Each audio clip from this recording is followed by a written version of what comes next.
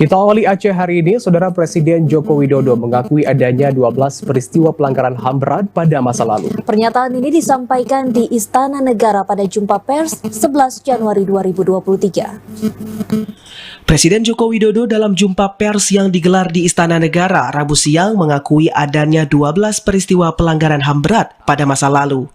Hal ini disampaikan usai menerima laporan dari Tim Penyelesaian Non-Yudisial Pelanggaran Hak Asasi Manusia atau PPHAM yang dibentuk berdasarkan keputusan Presiden nomor 17 tahun 2022.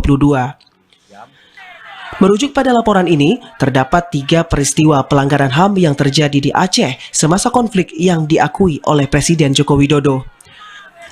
Di antaranya adalah peristiwa Rumoh Gedung dan Pos Satis pada tahun 1989, tragedi Simpang KKA pada tahun 1999, serta peristiwa Jambo Kepo pada tahun 2003.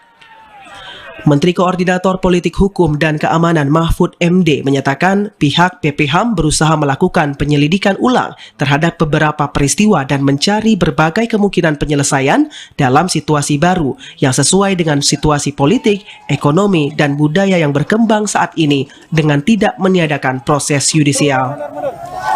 Sementara itu, Komnas HAM meminta Menko Polhukam untuk memfasilitasi koordinasi antara Komnas HAM dengan Kejaksaan Agung terkait tugas dan kewenangan dalam menjalankan penyelidikan dan penyidikan guna menyelesaikan peristiwa pelanggaran HAM yang berat melalui mekanisme yudisial. Tim Liputan TVRI melaporkan.